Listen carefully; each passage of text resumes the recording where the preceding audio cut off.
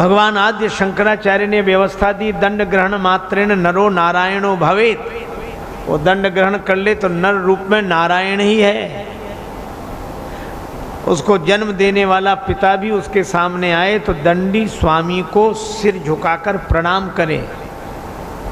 लेकिन शंकराचार्य जी भी लिखते हैं कि अगर उस यति के सामने उसको जन्म देने वाली माता आ जाए तो सन्यासी को दंड एक और रखकर माता के चरणों में सिर झुकाकर प्रणाम करना चाहिए।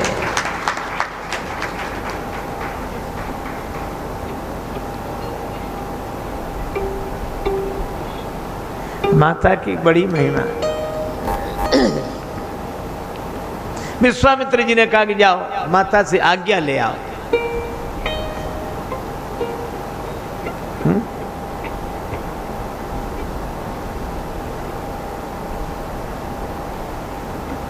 राम जी जाने लगे क्योंकि माता की महिमा अधिक है। पर लोग भी बड़े अद्भुत हैं। एक सज्जन कह रहे थे कि तुलसीदास जी ने लिखा तो ठीक है पर नारी निंदा बहुत की है। अच्छा, हम आपसे पूछते हैं कि तुलसीदास जी नारी निंदक लगते हैं आपको? तो वो सज्जन कहने लगे हाँ, पहले तो तुलसीदास जी कुछ थे नहीं, पत्नी ने फटकार दिया तो तुलसीदास हो गए।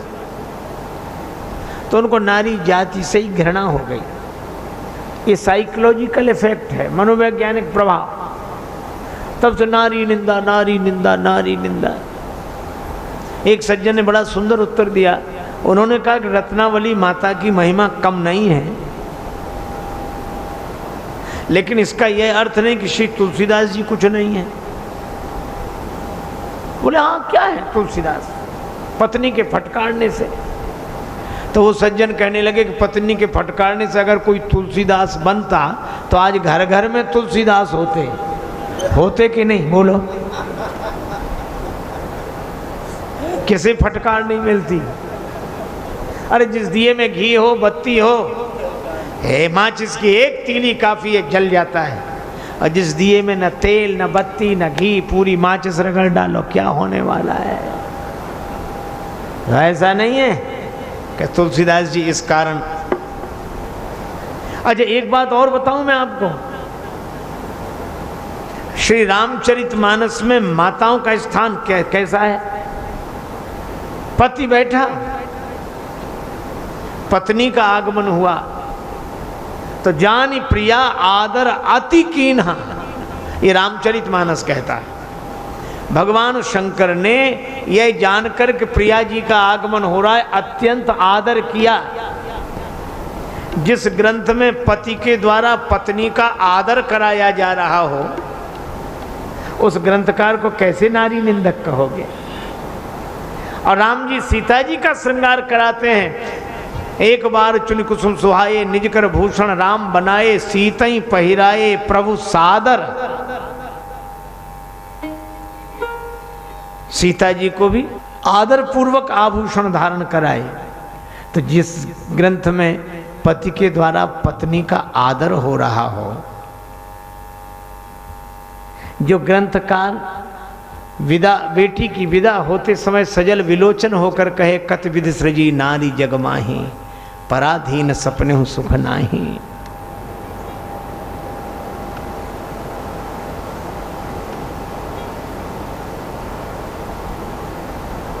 इसलिए मुझे नहीं लगता। एक सज्जन बोले कि लगता नहीं सो तो ठीक है, लेकिन ये जगह जगह माताओं को इतने बंधन में क्यों रखा गया? ये बंधन, ये बंधन, ये बंधन, ये नियम, ये नियम। कुछ माताएं बोली हम कोई पशु हैं जो हमारे लिए बंधन, इन पुरुषों के लिए कोई बंधन नहीं। हमने माताओं से कहा कि कोई विशेष व्यक्ति आ जाए, विशिष्ट है? कोई पदासीन उच्च अधिकारी, तो उसका प्रोटोकॉल बनता है कि नहीं? उसके बिना वो इधर उधर नहीं आ जा सकता है। नियम रहते हैं कि नहीं? अच्छा, साधारण आदमी के नियम रहते कि विशेष व्यक्ति के? क्यों भाई? विशेष व्यक्ति के रहते हैं। अच्छा, आपको सोने की अंगूठी खरीदनी हो, हीरा जड़ी हुई, कहाँ मिलेगी? शहर में विशेष बाजार में जाओ, सराफा बाजार में, फिर दुकानदार कहे अंगूठी लेनी, अच्छा भीतर आओ, फिर भीतर गए, उसने कमरा खोला, कमरे में आलमारी, आलमारी खोली, आलमारी में छोटी आलमारी, छोटी आलमारी खोली, एक डिब्बा, डिब्बे का ढक्कन हटाया तो गुलाबी कागज में रखी हुई अंगूठी दिख गई। क्यों भाई? अंगूठी इतने आवरण के बाद मिली। और हमने देखा गल्ला मंडी में एक आदमी दुकान बंद कर रहा था तो 20 किलो 25 किलो के बड़े बड़े बांट उसने बाहर ही छोड़ दिए, दुकान बंद कर दी। तो हमने उससे कहा कि भैया ये बांट काहे को बाहर छोड़ दिए? कहने लगे महाराज ये लोहे के बांट कौन ले जाता है इन्हें, चाहे जहां पड़े रहें।